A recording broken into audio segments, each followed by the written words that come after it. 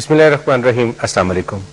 اسلام اور انسان سیریز کے اگلے پروگرام جس کا عنوان ہے اسلام اور احترام رسول، آپ کا میزبان ریاض خان آپ کے ساتھ. آج پھر ہمارے ساتھ تشریف رکھتے ہیں حضرت علامہ حافظ محمد شفاعت رسول. ہمارے سوالات کے جوابات بھی دیں گے اور اس حوالے سے ہم سے یقیناً گفتگو بھی کریں گے ہمارے آج کے موضوع پر. ہم نے بہت دفعہ سنا احترام رسولوں کا، آج تک 1,24,000 پیغمبروں کا بھی ہم نے سنا، کچھ رسول کا ذکر قرآن کریم میں بھی آیا، لیکن ہم جاننا یہ چاہیں گے آج کے اس پروگرام میں کہ اس حوالے سے ہم پر کیا فرض ہے اور ہمیں کیا کچھ کرنا چاہیے. علامہ صاحب، سب سے پہلے تو السلام علیکم اور بہت شکریہ آپ کا. السلام ورحمۃ اللہ. علامہ صاحب، ایک بنیادی سا سوال ہے کہ احترام رسول سے ہم مراد کیا لیتے ہیں؟ احترام رسول یہ دو لفظ ہیں، ایک ہے احترام اور ایک ہے رسول. رسول کی جمع ہے اور رسول رسالت سے ہے، اور رسالت کا معنی عربی میں پیغام کا ہوتا ہے. وہ شخصیت جو اللہ رب العالمین سے پیغام وحی حاصل کرتی ہے اور پھر اس پیغام کو انسانوں تک پہنچاتی ہیں شخصیات، ان کو رسول کہا جاتا ہے. اور قرآن پاک میں اللہ تعالیٰ نے فرمایا یا ایھا الرسول بلغ ما انزل الیک من ربک وان لم تفعل فما بلغت رسالتہ، کہ اے رسول صلی اللہ علیہ وسلم، جو رب العالمین نے نازل کیا ہے آپ کی طرف وہ پہنچا دیجیے. وان لم تفعل، اور اگر آپ نے ایسا نہ کیا فما بلغت رسالتہ، تو آپ نے ہماری رسالت کو نہیں پہنچایا. تو گویا رسالت وحی خدا کو کہتے ہیں، اور رسول وہ ہوتا ہے جو صاحب وحی ہوتا ہے اور صاحب شریعت ہوتا ہے، اور وہ انسانیت کو ایک جدید ایک نئی شریعت عطا کرتا ہے.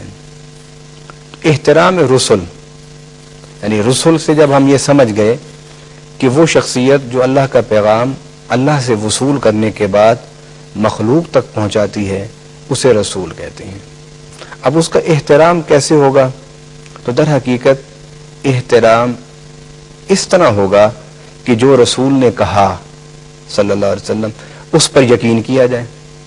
پہلی بات تو یہ ہے، اگر نبی پاک صلی اللہ علیہ وسلم یا دیگر انبیاء نے اپنی اقوام سے مخاطب ہو کے جب انہیں اللہ کا پیغام پہنچایا، جنہوں نے انکار کیا، یقیناً انہوں نے نبی کا احترام نہیں کیا، یقیناً انہوں نے رسول کا احترام نہیں کیا. تو احترام میں جو پہلا جز ہے وہ یہ ہے کہ اللہ کے پیغام کو تسلیم کیا جائے، اللہ کے پیغام کو سمجھا جائے، اللہ کے پیغام کا فہم جو ہے اسے حاصل کیا جائے. اور اگر آپ پیغام سمجھ لیتے ہیں، وہی سمجھ لیتے ہیں، اللہ کی بات سمجھ لیتے ہیں، مگر اس کے بعد آپ اس پر عمل نہیں کرتے، تو گویا یہ بھی احترام نہیں ہے. تو گویا احترام میں یہ بات لازمی ہے کہ آپ رب کے پیغام وحی اور کتاب کو سمجھنے کے بعد اس پر اتباع کریں. گویا احترام رسول یہ ہے کہ آپ وحی خدا کا، کتاب اللہ کا، دین کا ادراک فہم حاصل کریں، اور حاصل کرنے کے بعد پھر اس کی پیروی کریں. اور اگر آپ بات ہی نہیں سنتے، احترام نہیں کر رہے، اور اگر آپ بات تو سن لیتے ہیں مگر آپ اس پر عمل نہیں کرتے، تو گویا آپ نے احترام نہیں کیا.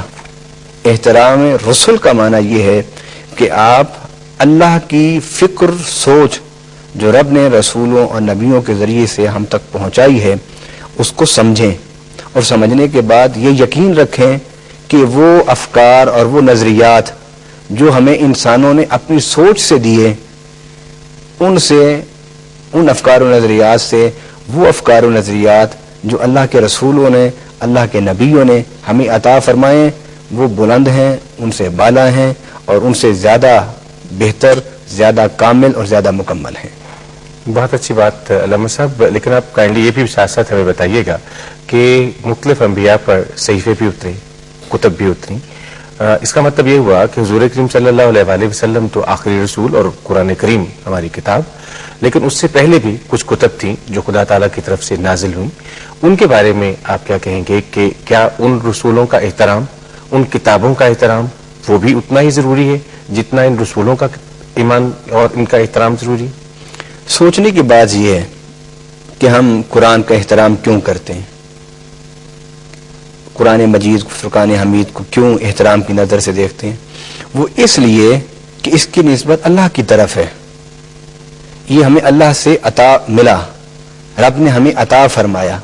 تو جس طرح قرآن اللہ کی کتاب ہے تو قرآن سے پہلے جو کتابیں ہیں، تورات ہے، انجیل ہے، زبور ہے، وہ بھی اللہ کی کتابیں ہیں، تو ان کا بھی احترام ضروری ہے. اور میں تو قرآن کے حوالے سے یہ بات کہنا چاہتا ہوں کہ آپ کسی بھی کتاب کو حقارت کی نظر سے نہ دیکھیں. ہر کتاب کو، ہر نظریے کو، ہر سوچ کو احترام کی نظر سے دیکھیں، مگر اتباع کرنا یہ انسان کی اپنی مرضی پر ہے. اسلام یہ ہمیں سکھاتا ہے کہ آپ پڑھیں، آپ سوچیں، آپ دیکھیں، آپ تحقیق کریں. اس کی ممانعت نہیں ہے، مگر بحیثیت مسلمان ہونے کے ہم اگر دعوت دیتے ہیں تو کتاب اللہ یعنی قرآن مجید کی اتباع کی دیتے ہیں. لیکن قرآن مجید سے پہلی نازل ہونے والی کتابوں کا احترام اس لیے ضروری ہے کہ وہ احترام ہمیں قرآن نے سکھایا ہے، اور قرآن ہی نے کہا ہے کہ یہ کتابیں بھی اللہ تعالیٰ نے نازل کی ہیں، اور یہ کتابیں بھی انبیاء اور رسول پر نازل ہوئی ہیں. یہ کتابیں بھی اسی طرح محترم ہیں جس طرح وہ رسول محترم ہیں. اور قرآن پاک کی سورۃ البقرہ کی پہلی چند آیات میں فرمایا والذین یؤمنون بما انزل الیک وما انزل من قبلک وبالآخرۃ ھم یوقنون، کہ جو کتاب اے پیارے ہم نے تیری طرف نازل کی ہے اس پر بھی ایمان لائیں، اور وہ کتابیں جو آپ سے پہلے ہم نے قبلک من قبلک آپ سے پہلے نازل کی ہیں ان پر بھی ایمان لائیں، ان کے ساتھ بھی احترام کا رشتہ جوڑیں. اور یہ بات کہ 4 کتابیں ان کا ذکر تو قرآن نے کیا ہے جی، مگر اللہ رب العالمین جہاں خالق ہے وہاں ہادی بھی تو ہے، جہاں خالق ہے وہاں رہنمائی بھی تو دیتا ہے. یہ نہیں صرف کہ اس نے ہمیں کھانے پینے کے لیے دے دیا اور ہمیں زندگی گزارنے کے لیے کچھ نہ دیا. جب سے انسانیت کا آغاز ہوا ہے رب کی طرف سے ہدایت کے سلسلے کا آغاز اسی وقت سے ہے، وحی کا سلسلہ اسی لمحے سے شروع ہے. رب کی طرف سے جو ہدایت ہے اسی وقت سے نازل ہو رہی ہے، اور رسول اور انبیاء کا ذکر اور تذکرہ اور وجود اسی وقت سے ہمیں ملتا ہے. گویا اسلام یہ ہمیں سکھاتا ہے